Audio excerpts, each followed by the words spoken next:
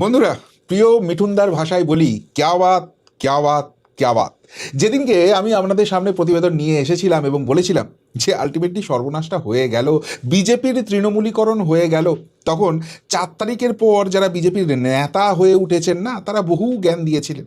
আমি নাকি হিংসায় জ্বলে পুড়ে ছাই হয়ে যাচ্ছি, আমি যেহেতু বিধায়ক হতে পারিনি সেই জন্য আমার মনের মধ্যে প্রচুর যন্ত্রণা।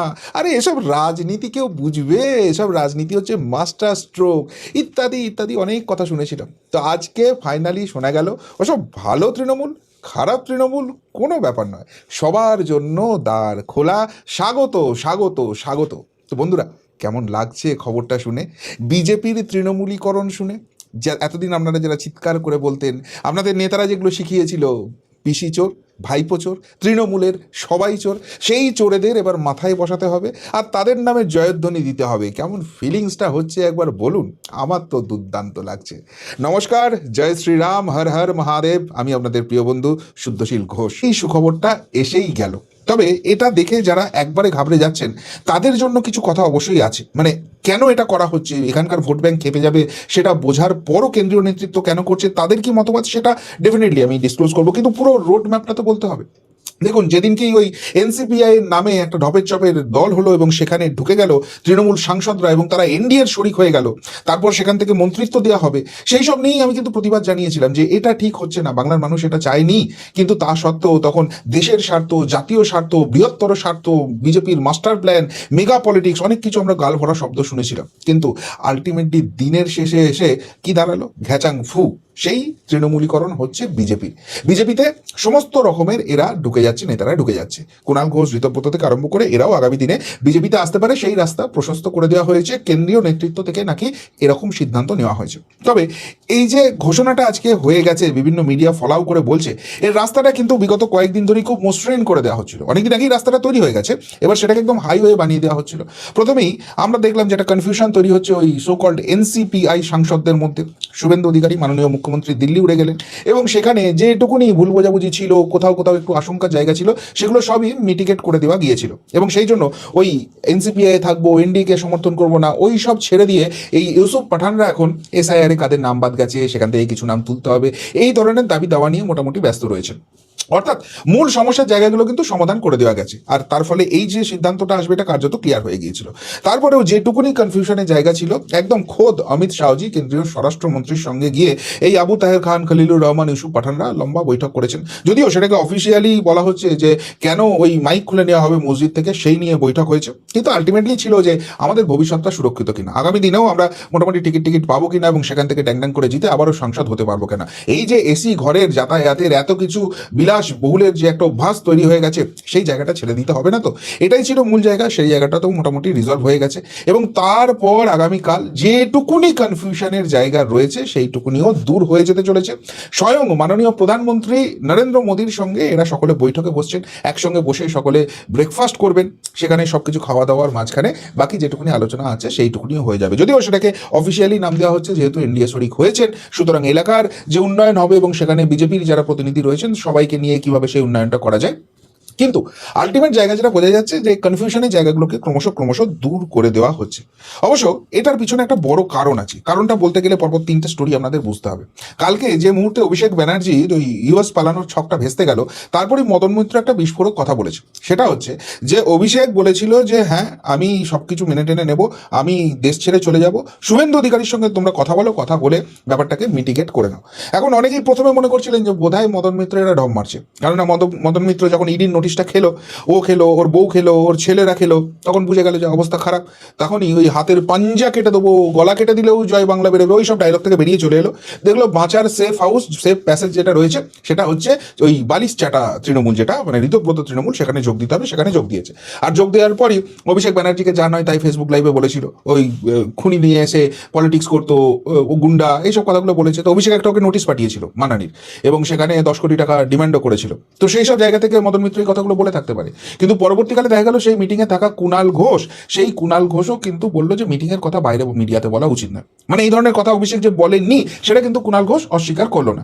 তার মানে এই মদন মিত্র কুণাল ঘোষটা কিন্তু বুঝে গেছে যে অভিষেক তার পলিটিক্স কিন্তু ফিনিশ, ও আর কিছু করতে পারবে না। ফলে এরা কিন্তু বিকল্প জায়গাটা দেখছে, এবং সেই কারণেই আজকে ওই বালিশ চাটা যেটা তৃণমূল রয়েছে ঋতব্রত, সে নাকি বলছে কুণাল ঘোষ সহ যে কজন এখনো মমতার সঙ্গে পড়ে আছে তারাও যোগাযোগ রেখেছে, তারাও যে কোনো দিন এখানে যোগাযোগ করবে। শুধু এটা পশ্চিমবঙ্গের দিকে তাকালে হবে না, বৃহত্তর প্রেক্ষাপট যদি তাকান, দিল্লিতে কি খবর চলছে? দিল্লিতে খবর চলছে রাজীব কুমার এবং অন্যান্য লোকসভার সাংসদ যারা পড়ে আছে তারাও এবার কিন্তু এই এনসিপিআইতে চলে আসবে এবং তারপর আলটিমেটলি এরা বিজেপিতে ঢুকে যাবে। এখন রাজীব কুমার কেন চলে আসছে? রাজীব কুমারের ব্যাপারটা কিন্তু খুব ক্রিটিক্যাল। এই রাজীব কুমার হচ্ছে মমতা ব্যানার্জির যত কিছু দুর্নীতি আছে তার প্রাণভোমরা সবটা জানে এবং নিজের হাতে সমস্ত তথ্য প্রমাণ কায়দা কানুন করে সব লোপাট করে দিয়েছে। ফলে এই রাজীব কুমার কি তো অ্যারেস্ট করতে সিবিআই এসেছিল, আর মমতা তখন ধর্নায় বসেছিল। যদিও যেটা জানা যায় যে দিল্লিতে একটা বড় মাথার কানেকশন ধরে নিয়েছিল রাজীব কুমার এবং তার আশীর্বাদেই শেষ পর্যন্ত জেল যাত্রা হয়নি, ওই জেরা টেরা করে সিবিআই ছেড়ে দিয়েছিল। তো সেই রাজীব কুমার কতখানি মমতার প্রাণভোমরা বোঝা যায় যখন ওকে জোর করে পুলিশের ডিজিপি বানিয়ে দেয়, আবার সেখান থেকে রিটায়ার করলো না করলো সাথে সাথে রাজ্যসভায় পাঠিয়ে দেয়। তো সেই রাজ্যসভার সাংসদ রাজীব কুমারও এখন এনডিএ জোটে উঁকি ঝুঁকি মারছে। অর্থাৎ রাজীব কুমার যদি ফাইনালি ওই যেরকম করে সুখেন্দু শেখররা, প্রকাশিক বড়াইকরা, যাদেরকে চোট টোর অনেক কিছু বলেছিলেন সুকান্ত বাবুরা, সেরকমই রেজিগনেশন দেয়, আবার বিজেপির টিকিটে এরা রাজ্যসভায় যাবে। কিন্তু তাতে মুশকিলটা কি হবে? মুশকিলটা বাড়বে মমতার অভিষেকের। যা যা করেছে আর যেভাবে রাজীব কুমার সেগুলো তথ্য প্রমাণ লোপাট করেছে সবকিছু দিয়ে দেবে তথ্য। ফলে এদের অবস্থা খুব খারাপ হচ্ছে। আর এই যে সিচুয়েশনটা ক্রিয়েট হয়ে যাচ্ছে তাতে আলটিমেটলি ওভারঅল পশ্চিমবঙ্গের পলিটিক্স একটা চাপ তৈরি হচ্ছে। যেমন ধরুন হুমায়ুন কবির বড় বড় পাতেলা করতো, ওই হিন্দুদের কেটে ভাগীরথীর জলে ভাসিয়ে দেবে থেকে আরম্ভ করে জেতার পরও অনেক কিছু পাতেলাবাজি করেছিল। শুভেন্দু অধিকারী যা বিধানসভায় বলার বলে দিয়েছেন। ফলে এইসব হুমায়ুন কবিরের হাওয়া এখন ফুস হয়ে গেছে। মমতার দমে তো এরা উঠতো, কিন্তু বুঝে গেছে যে এখন আর ওইসব কিছু চলবে না, মমতার রাজনীতি ফিনিশ, অভিষেকের রাজনীতি ফিনিশ। ফলে এসে শুভেন্দু অধিকারীর হাতে পায়ে ধরছে, ক্ষমা ঘেন্না করে দাও বাবা, আর কিছু করো না, আমাদের জেলে টেলে ঢুকিও না। মানে আলটিমেটলি এই রাজ্যে তৃণমূল বলুন, ছদ্ম তৃণমূল বলুন, সবার অবস্থা খারাপ। সবাই এখন একটা মোটামুটি নিরাপদ আশ্রয় চাইছে। আর এই জায়গাটাতেই বিজেপির বক্তব্য হচ্ছে যে এদেরকে যদি এখন আশ্রয় না নেওয়া হয় তাহলে এই যে রাজনৈতিক ফোর্সটা আছে, এদের সঙ্গে তো এখনো সংগঠন আছে, কাজ করার পতাকা বওয়ার লোকটোক আছে, তারা কিন্তু অন্যদিকে চলে যাবে। কেন অন্যদিকে চলে যাবে? তার কারণ হচ্ছে এই দেখুন, এই যে প্রতীক চাওয়া, ফান্ড চাওয়া, আমরাই আসল, এইসব প্রমাণ করার যে চেষ্টা হচ্ছে, এটা শুধু এই ফর্মুলাটা পশ্চিমবঙ্গে হয়নি, এই ফর্মুলাটা মহারাষ্ট্রেও হয়েছে এবং সেখানে ওই শিবসেনা, এনসিপি সব জায়গাতেই আমরা দেখেছি। প্রাথমিকভাবে যারা ভেঙে বেরিয়েছিল তাদের হাতে থাকলেও সেই নিয়ে দীর্ঘদিন ধরে মামলা চলছে মহামান্য সুপ্রিম কোর্টে। আর আজকে কিন্তু সুপ্রিম কোর্টে যে রায়টা বা যে অবজারভেশনটা এসছে সেটা কিন্তু এই যারা ভাঙার চেষ্টা করছে দলটাকে, তারা মুশকিলে পড়ে গেছে। যে যার হাতে যত খুশি বিধায়ক থাকুক, সাংসদ থাকুক, ডাজেন্ট ম্যাটার, পার্টি যার কাছে আছে তার কাছেই কিন্তু সমস্ত জিনিসটা থাকবে। সুপ্রিম কোর্ট এরকম একটা অবজারভেশন দিচ্ছে। তার মানে ঋতব্রত কাকলিরা যে চেষ্টাটা করছে, আলটিমেটলি তৃণমূল কংগ্রেসটাকে একটা আলাদা দল করে নেবে, যেখান থেকে মমতার অভিষেককে হুট আউট করে বার করে নেবে, নিজেরা পুরো জিনিসটাকে ক্যাপচার করবে, তারপর বিজেপির সঙ্গে সেটিং করে চলবে এবং বিজেপি এদেরকে কিছু আসন ছেড়ে নেবে, বাকি রাজ্যে পুরো ক্ষমতায় বিজেপি থাকবে, পুরো অপোজিশন সেটিং অপোজিশন হিসেবে পকেটে থাকবে এবং বিজেপি নিজের মতো কাজ করে যাবে। এরা এই একটু মাঝে মাঝে ছদ্ম ছায়াযুদ্ধ করবে, মাঝখান থেকে কোনো রকম কোনো কিছু আর হবে না। এই যে প্ল্যানিংটা করছিল সুপ্রিম কোর্টের এই রায়টার পরে কিন্তু সেটা মুশকিল হয়ে গেছে। ফলে যেটা বিজেপির কেন্দ্রীয় নেতৃত্ব মনে করছে যে এদেরকে এই মুহূর্তে যদি রাজনৈতিক আশ্রয় সরাসরি বিজেপিতে দেওয়া না হয় তাহলে এরা কি করবে? এরা তো রাজনীতির বাইরে অন্য কিছু করতে পারবে না, আর তার উপর ক্ষীর খেয়ে খেয়ে এদের অভ্যাস হয়ে গেছে। তাহলে এই ফোর্সটা, এদের নীতি আদর্শের কোনো ব্যাপার নেই, এই ফোর্সটা হয় সিপিএমে চলে যেতে পারে, আর না হলে এই ফোর্সটা কংগ্রেসে চলে যেতে পারে, আবার ভাগ ভাগ করেও চলে যেতে পারে। তো এইরকম জায়গা যদি তৈরি হয় তাহলে আলটিমেটলি প্রবলেমটা বিজেপির হয়ে যাবে। তো সেই জায়গা থেকে যাতে সেরকম কোনো অবস্থান না তৈরি হয়, নিজেদের রাজনৈতিক অবস্থানটা আরো বেশি পুক্ত করার জন্য, আরো শক্তপোক্ত করার জন্য কিন্তু বিজেপি এই সিদ্ধান্তটা নিয়েছে। এটা বিজেপি কেন্দ্রীয় নেতৃত্বের ভাবনা। এবার একটা প্রশ্ন অবশ্যই উঠছে যে এই যে যাদেরকে চোর বলা হচ্ছে, যারা দেদার দুর্নীতি করেছে, তো তারা বিজেপিতে আসবে, সেই একই জিনিস তো করবে, আর তাতে আলটিমেটলি নাম খারাপ হবে, বিজেপির হবে। তাহলে মানুষের যে রাগ, মানুষের যে ক্ষোভ, সেটা বিজেপির উপর বাড়বে। তো এই জায়গাটাকে তাহলে বিজেপি কিভাবে দেখছে? তো বিজেপির কেন্দ্রীয় নেতৃত্বের যেটা অ্যাসেসমেন্ট, যে আপনি বিরোধী রাজনীতি করা এক জিনিস আর শাসকের রাজনীতি করা আরেক জিনিস। আপনি যখনই শাসকের রাজনীতিতে আসবেন, কোনো না কোনো কারণে মানুষের আপনার উপর রাগ হবে এবং প্রত্যেক বছর একটু একটু একটু একটু করে আপনার ভোট ব্যাংক কমবে। কিন্তু শাসক হিসেবে আপনার কর্তব্য হচ্ছে যে বিপুল অংশের ভোটটা আপনাকে দেয়নি, আপনার বিরোধিতাতে ভোট দিয়েছিল, তাদেরকে কনভিন্স করে আপনার দিকে নিয়ে আসা। তার ফলে যে ভোটটার ক্ষয় হচ্ছে, সেই ক্ষয়টা যেন আসা ভোটটার থেকে কম হয় এবং আলটিমেটলি আপনিই জয়ী থাকেন, আপনিই শাসক থাকেন। এবং এদের বক্তব্য হচ্ছে যে তৃণমূলে থেকে এরা চুরি দুর্নীতি করেছিল, তার কারণ হচ্ছে ওটাই ছিল তৃণমূলের মূল লক্ষ্য। মমতা ব্যানার্জি, অভিষেক ব্যানার্জিরা এদেরকে নাকি টার্গেট দিয়ে দিত যে ভাই তোরা তোলাবাজি কর, তোরা কাটমানি খা, 25 তোদের কাছে রাখ, 75 তোরা কালীঘাট ক্যামাক স্ট্রিটে পাঠা। এবং সেই জন্য যেহেতু উপরতলা থেকে নির্দেশ ছিল, এরা দুহাত ভরে সেই চুরি দুর্নীতিটা করেছে। কিন্তু বিজেপি হচ্ছে party with a difference. BJP কখনোই এই চুরিটাকে সাপোর্ট করে না, উল্টে তারা পুরো জিনিসটাকে কন্ট্রোল করে। মানে তৃণমূল আসার আগের অবস্থাটাই দেখুন, এখানে বিজেপি ক্ষমতায় আসার পর বিজেপির একটা বড় অংশের মধ্যে কিন্তু তোলাবাজি শুরু হয়ে গেছে, কাটমানি কালচার শুরু হয়ে গেছে এবং গোষ্ঠীতন্ত্র তার ফলে শুরু হয়ে গেছে।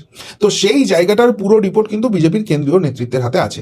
আজকেই সল্টলেকের হেডকোয়ার্টারে যেই বারাসত সাংগঠনিক জেলা আর আরেকটা কোনো কেএনএসডি সাংগঠনিক জেলা, তাদেরকে ডেকে পাঠিয়েছিল যে তোমাদের যারা বিধায়ক রয়েছে, জনপ্রতিনিধি রয়েছে, তাদের সঙ্গে সমন্বয়ে চলতে হবে। এবং সেখানে পুরো তথ্য সুনীল বনসালজির হাতে ছিল, কে কোথায় তোলাবাজি করছে, কার সঙ্গে কার কোন গোষ্ঠী ঝামেলা লেগেছে, কোথায় বিধায়ক আর সংগঠনের মধ্যে ঝামেলা লেগে গেছে, এই সমস্ত তথ্য হাতে ছিল এবং বলেছে এইভাবে জিনিসটা চলবে না।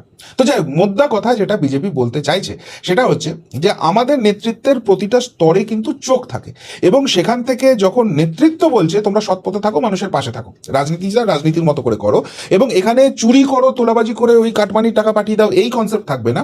তাহলে এই যারা তৃণমূলী আছে তারা এখানে এসে রাজনীতি করতে চাইলে রাজনীতি করতে পারবে, কিন্তু যদি তোলাবাজি কাটমানি কালচার করতে চায় তাহলে সেটা করতে পারবে না। ফলে ইনিশিয়ালি এদের যোগদান নিয়ে মানুষের মধ্যে একটা ক্ষোভ বিক্ষোভ দেখা যেতে পারবে, কিন্তু যদি 3 মাস 6 মাস 1 বছর বাদে দেখা যায় যে এই যাদের বিরুদ্ধে এতদিন চুরি দুর্নীতির অভিযোগ ছিল তারা বিজেপিতে আসার পর তাদের বিরুদ্ধে সেই অভিযোগটা নেই, তাহলে কিন্তু মানুষের সেই অভাব অভিযোগের জায়গাটা চলে যাবে, মানুষ আবার বিজেপিকেই ভোট দেবে।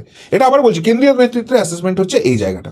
আর রাজ্য নেতৃত্বের একটা কথা শুনতে পাচ্ছি, তাদের বক্তব্য হচ্ছে যে বিজেপি এতদিন বিরোধী রাজনীতি করে এসছে, মমতা বন্দ্যোপাধ্যায় খারাপ, তাদের যা দোষ ত্রুটি আছে সেগুলো বলেছে, কিন্তু এখন বিজেপি সরকারে আছে, সুতরাং বিজেপির সংগঠন অনেক বেশি মজবুতভাবে ময়দানে নেমে কাজ করতে হবে।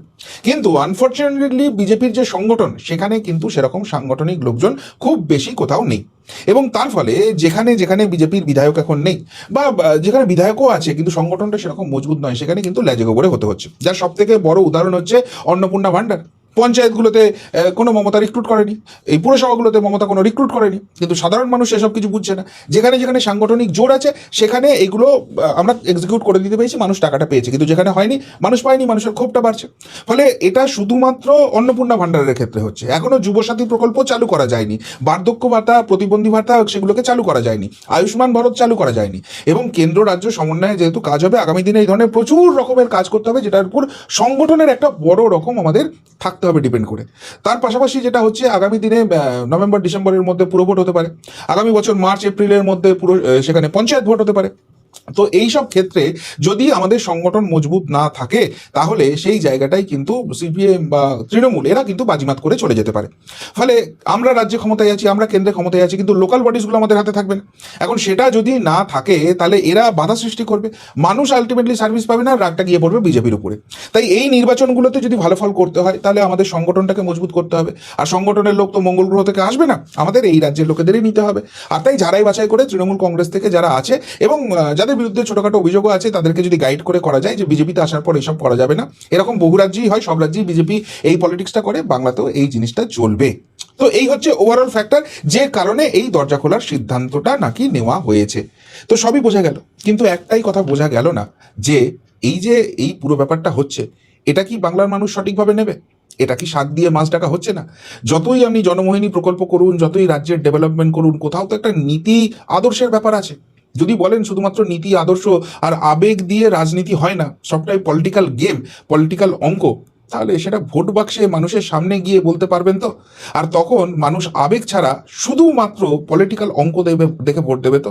উত্তরটা হয়তো ভবিষ্যতের গর্বে, কিন্তু আমি যে ভুল বলিনি, আমি কবে মরবো শুধু সেটা জানি না, বিজেপি তৃণমূলীকরণ হবে এই কথাটা যখন বলেছিলাম, যারা আজকে গালাগালি দিয়েছিলেন তাদের মুখগুলো দেখতে কিন্তু খুব ইচ্ছা করছে। কিন্তু আপনাদের এই বিজেপির তৃণমূলীকরণ পক্ষে বিপক্ষে সব যুক্তি শোনার পর ঠিক কি মনে হচ্ছে?